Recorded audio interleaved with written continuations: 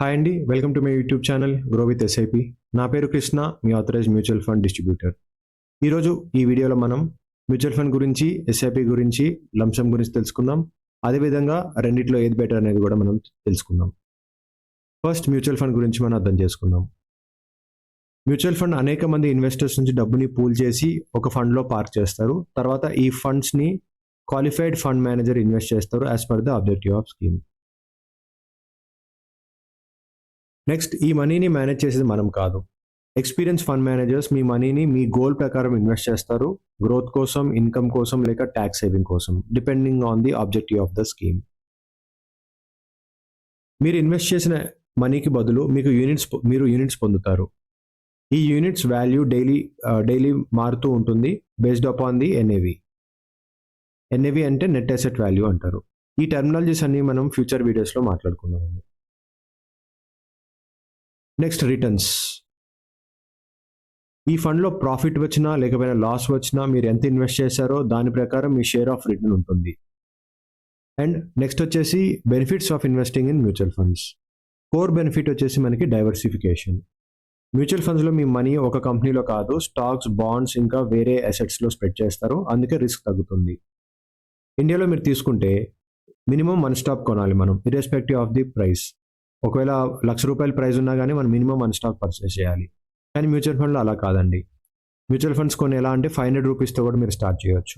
మీరు ₹500 పెట్టినా కూడా మీ ప్రపోర్షన్లో డైవర్సిఫై అయ్యి you will get the benefits of all other investors.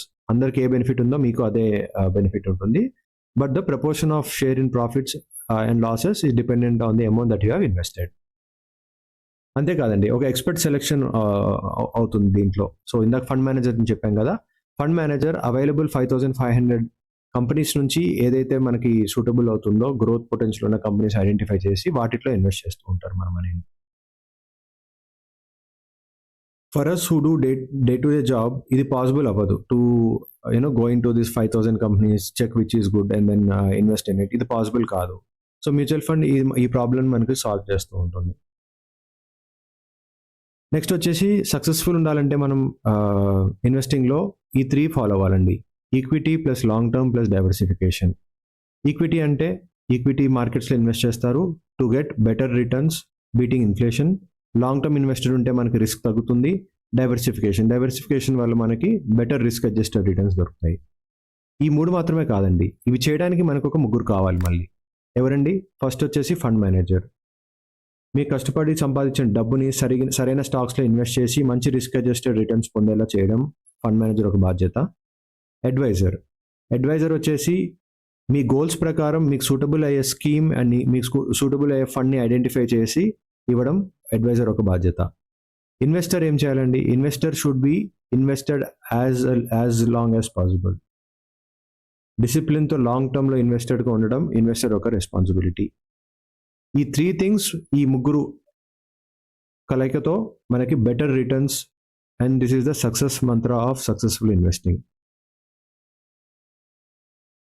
ఇవాళ మనం ఇండియాలో మ్యూచువల్ ఫండ్స్ ఎలా స్టార్ట్ అయ్యాయి, ఎలా గ్రోత్ అయ్యాయి అనే జర్నీని చూద్దాం. ఈ విజువల్లో ఉన్న 5 ఇంపార్టెంట్ స్టేజెస్ని సింపుల్గా ఎక్స్ప్లెయిన్ చేస్తాను. ఫస్ట్ స్టేజ్ వచ్చేసి 1960. ఇండియాలో mutual funds first time introduce చేశారు. RBI and government of India collectively start చేశారు. అప్పట్లో కామన్ ఇన్వెస్టర్స్కి ఇన్వెస్టింగ్ ఆప్షన్స్ చాలా లిమిటెడ్గా ఉండేవి. మ్యూచువల్ ఫండ్స్ అనే కాన్సెప్ట్ స్టార్ట్ అవ్వడం వల్ల చిన్న ఇన్వెస్టర్స్ కూడా ప్రొఫెషనల్ మేనేజ్మెంట్తో ఇన్వెస్ట్ చేయడం పాసిబుల్ అయ్యింది. నెక్స్ట్ వచ్చేసి ఫస్ట్ ఫండ్ లాంచ్. యూటీఐ వచ్చేసి మనకి 1963లో ఫస్ట్ ఫండ్ లాంచ్ చేసింది. This is backed by government of India. So UTI వల్ల లక్షలాది మంది ఇండియన్స్ ఇన్వెస్టింగ్ స్టార్ట్ చేశారు. Trust, safety, long term wealth creation అనే కాన్సెప్ట్స్ పాపులర్ అయ్యాయి. నెక్స్ట్ వచ్చేసి 1993లో సెబీ రెగ్యులేషన్స్ వల్ల ప్రైవేట్ అసెట్ మేనేజ్మెంట్ కంపెనీస్ మార్కెట్లో ఎంటర్ అవ్వడం స్టార్ట్ అయ్యాయి. అప్పటి నుంచి కాంపిటీషన్ పెరిగింది, ఆప్షన్స్ కూడా చాలా వచ్చాయి. Different fund houses, different strategies, equity, debt, hybrid launch చేయడం వల్ల ఇన్వెస్టర్స్కి చాయిసెస్ పెరిగినాయి. నెక్స్ట్ వచ్చేసి డిజిటైజేషన్ అండ్ ఎస్ఐపి. టెక్నాలజీ వల్ల ఇన్వెస్టింగ్ చాలా ఈజీ అయిపోయింది. Mobile apps, online platforms paperless investing చేయడం స్టార్ట్ చేశారు. And more important thing, SIP culture పెరిగింది. స్మాల్ అమౌంట్తో మంత్లీ డిసిప్లిన్తో లాంగ్ టర్మ్ ఇన్వెస్టింగ్ స్టార్ట్ చేశారు పీపుల్. దెన్ ఇప్పుడున్న పరిస్థితి ఏంటి? ఇప్పుడు ఇండియాలో అరౌండ్ 45 to 46 AMCs ఉన్నాయి, which are managing around 2500 active mutual fund schemes. Retail investors participation పెరిగింది, అవేర్నెస్ పెరిగింది. మ్యూచువల్ ఫండ్స్ ఇప్పుడు లగ్జరీ కాదు, నెసెసిటీ అయ్యాయి. సో ఫ్రెండ్స్, ఇది ఇండియాలో mutual fund journey from introduction to today strong ecosystem. Next important topic వచ్చేసి మనం ఎస్ఐపి అండ్ లంసమ్ అంటే ఏంటో తెలుసుకుందాం. ఈ ఇమేజ్లోకి వెళ్ళే ముందు I want to clarify one thing. SIP అంటే చాలామంది మ్యూచువల్ ఫండ్స్ అనుకుంటారు. ఎస్ఐపి అనేది ఒక మోడ్ ఆఫ్ ఇన్వెస్ట్మెంట్ అంతే. ఎస్ఐపితో మ్యూచువల్ ఫండ్ మాత్రమే కాదు, గోల్డ్, స్టాక్స్ లాంటివి కూడా కొనొచ్చు. ఫస్ట్ మనం ఎస్ఐపి అంటే ఏంటో తెలుసుకుందాం. ఎస్ఐపి అంటే సిస్టమాటిక్ ఇన్వెస్ట్మెంట్ ప్లాన్. అంటే సిస్టమాటిక్గా మనం ఒక ప్రీ డిఫైన్డ్ అమౌంట్ని రెగ్యులర్ ఇంటర్వెల్స్లో ఇన్వెస్ట్ చేస్తూ ఉంటాము. నెక్స్ట్ వచ్చేసి లంసమ్. లంసమ్ వచ్చేసి వన్ లార్జ్ పేమెంట్ ఒకేసారి చేస్తారు. ఎగ్జాంపుల్ తీసుకోవాలంటే మనం లోన్ ఒక ఇల్లు కొంటున్నాం అనుకోండి, డౌన్ పేమెంట్ కడతాం చూసారా, అది వచ్చేసి మనం లంసమ్ అనుకోవచ్చు. ఈఎంఐ కడుతుంటాం చూసారా బ్యాంకుకి, అది వచ్చేసి మనకి ఎస్ఐపి అనుకోవచ్చు. నెక్స్ట్ ఇక్కడ మీరు చూసారనుకోండి, ఎస్ఐపి మనకి లోవర్ రిస్క్ ఉంటుందండి. మార్కెట్ వాలిటాలిటీ ఎఫెక్ట్ తక్కువ, బికాస్ రూపీ కాస్ట్ యావరేజింగ్ అవుతుంది. అదేవిధంగా మీరు లంసమ్ చూసుకుంటే ఇది హైయర్ రిస్క్ అండి. మార్కెట్ టైమింగ్ రాంగ్ అయితే ఇంపాక్ట్ ఉంటుంది on the capital also. Next వచ్చేసి ఇది డిసిప్లిన్ ఇన్వెస్టర్స్కి బెస్ట్ అండి. అండ్ ఇది వచ్చేసి సీజన్ ఇన్వెస్టర్. లంసమ్ వచ్చేసి సీజన్ ఇన్వెస్టర్స్, ఎక్స్పీరియన్స్ ఇన్వెస్టర్స్కి ఇది బెస్ట్. నెక్స్ట్ వచ్చేసి లాంగ్ టర్మ్ గోల్స్ మనం క్యాటర్ చేయడానికి ఎస్ఐపితో ఇన్వెస్ట్ చేయాలి. వెల్త్ క్రియేషన్ చూసుకుంటుంటే మాత్రం లంసమ్తో చేయాల్సి ఉంటుంది. But this has to be done by the season investors who have awareness of the market fluctuations. SIP వచ్చేసి చాలా ఫ్లెక్సిబుల్ అండి. ఎప్పుడు కావాలంటే అప్పుడు మనం పాజ్ చేయొచ్చు, స్టాప్ చేయొచ్చు. కానీ లంసమ్ అలా కాదు. లంసమ్ వన్ టైం ఇన్వెస్ట్ చేశాక అది మనం చేంజెస్ చేయలేము. సో ఈ వీడియోలో మనం ఈ పర్టికులర్ ఇమేజ్ మీరు చూసారనుకోండి, 25 yearsలో మనకి మ్యూచువల్ ఫండ్స్ ఎలా రిటర్న్స్ ఇచ్చాయనేది మనకి కనబడుతున్నాయి. ఇక్కడ మీరు అబ్జర్వ్ చేస్తే 1 lakh మనం ఇన్వెస్ట్ చేస్తే 44 డైవర్సిఫైడ్ ఈక్విటీ మ్యూచువల్ ఫండ్స్లో 25 yearsలో ఫ్రమ్ 2000 March టు 2025 March మనకు వచ్చిన అమౌంట్ వచ్చేసి 35 lakhs అండి, ఎట్ ఎ రేట్ ఆఫ్ 15.29%. అదేవిధంగా ఎస్ఐపి చూస్తే మీకు 10,000 per month మనం ఇన్వెస్ట్ చేస్తే ఎస్ఐపిలో మనకు వచ్చిన రిటర్న్ వచ్చేసి 3.66 crore at average return of 16.74%. ఇది కూడా across these 44 diversified equity mutual స్కీమ్స్లోనే చేసాము. సో ఇదండి, మీరు లంసమ్ చేసినా ఎస్ఐపి చేసినా you are getting very good returns. ఇక్కడ మీకు చూస్తే మీకు ఏం అర్థమవుతుందండి, లంసమ్ కంటే మనకి ఎస్ఐపిఏ బెటర్ వచ్చింది కదా అనేది మీకు అనిపిస్తుంది. బట్ ఇది మనం ఒక నెక్స్ట్ ఎగ్జాంపుల్లో చూద్దామండి ఏది బెటర్ అనేది. ఇప్పుడు నేను ఒక ఎగ్జాంపుల్ తీసుకున్నానండి. ఇది వచ్చేసి ఒక ఎక్స్ స్కీమ్, ఆ స్కీమ్ పేరు నేను బయట చెప్పట్లేదు. బట్ ఈ స్కీమ్లో మనం ఏం చేసామంటే అండి, 5,000 వచ్చేసి మన ఎస్ఐపి కంటిన్యూస్లీ ఫర్ 1 year చేసాము. అమౌంట్ వచ్చేసి 60,000 మనం ఇన్వెస్ట్ చేసిన అమౌంట్, రిటర్న్ వచ్చేసి 9.76%. అదే అమౌంట్ సేమ్ 60,000 అమౌంట్ మనం 1 year ముందు కనుక లంసమ్ చేసుంటే ఆ అమౌంట్ వచ్చేసి మనకి 7.27% రిటర్న్ ఇచ్చింది.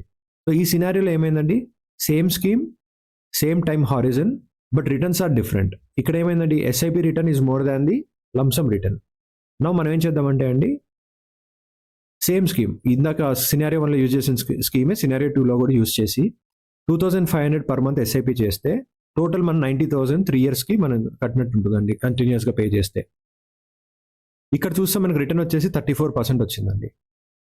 అదే సేమ్ 90,000 మనం 3 years ముందు కనుక ఇన్వెస్ట్ చేసి ఉంటే వన్ టైం లంసమ్గా, అది మనకు 1 or 2% రిటర్న్ వచ్చిందండి. సో ఈ సినారియోలో ఏమైందండి, మనకి lump sum return has out perform the SIP return. So ఇక్కడేమో మనకి ఫస్ట్ సినారియో వచ్చేసి ఎస్ఐపి బాగుంది, సెకండ్ సినారియో వచ్చేసి లంసమ్ బాగుంది. నౌ మీరు చెప్పగలుగుతారా ఏది బెటర్ అనేది? సో ఇది అర్థం చేసుకోవడానికి మనం నెక్స్ట్ ఇమేజ్లో అర్థం చేసుకుందాం. సో మనం ఏంటంటే అండి, ఎస్ఐపి ఎప్పుడు చేయాలి బేసిక్గా మన రిస్క్ ఎపిటైట్, టైం హారిజన్ ఎక్కువ ఉండి రిస్క్ తీసుకునే కెపాసిటీ ఎక్కువ లేనప్పుడు ఎస్ఐపి చేసుకుంటూ ఉండాలండి. లంసమ్ వచ్చేసి మనకి ఇర్రెగ్యులర్ ఇన్కమ్స్ ఉండి మనకి అండర్ వాల్యూడ్ మార్కెట్స్ ఉన్నప్పుడు, హై రిస్క్ టాలరెన్స్ ఉన్నప్పుడు మనం లంసమ్ చేసుకోవాలి. ఇప్పుడు నన్ను అడిగారు అనుకోండి ఏది బెటర్ అని చెప్పి, నేనైతే హైబ్రిడ్ అప్రోచ్ బెటర్ అని చెప్తానండి. హైబ్రిడ్ అప్రోచ్ ఏంటంటే దీంట్లో ఉన్న బెనిఫిట్స్, ఎస్ఐపిలో ఉన్న బెనిఫిట్ అండ్ లంసంలో ఉన్న బెనిఫిట్ రెండు కంబైన్ చేసి హైబ్రిడ్ అప్రోచ్ ఉంటుందండి. ఇది ఎలా వర్క్ అవుతుందంటే మనం ఎస్ఐపి చేస్తూ ఉండాలి రెగ్యులర్గా. వెన్ మార్కెట్ డిప్స్, మార్కెట్ ఎప్పుడైతే కరెక్ట్ అవుతుందో లేదా మార్కెట్ ఎప్పుడైతే ఫాల్ అవుతుందో మనం కొంత అమౌంట్ మార్కెట్లో ఇన్వెస్ట్ చేయాలి in the form of lump sum.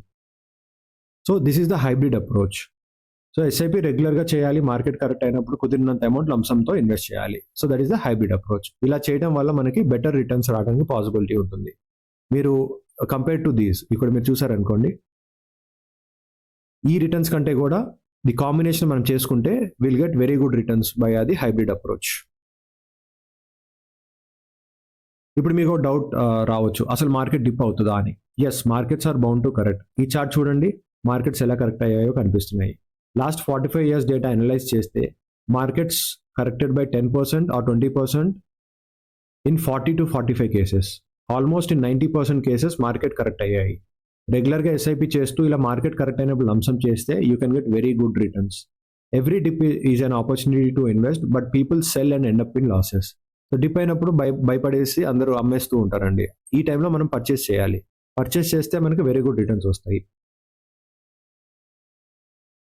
That's it for today's video అండి. ఈ వీడియో నచ్చితే ప్లీజ్ లైక్ చేయండి, షేర్ చేయండి, ఛానల్ని సబ్స్క్రైబ్ చేయడం మర్చిపోకండి. కనిపిస్తున్న నెంబర్కి కాల్ చేయండి for any free advisory. Thank you.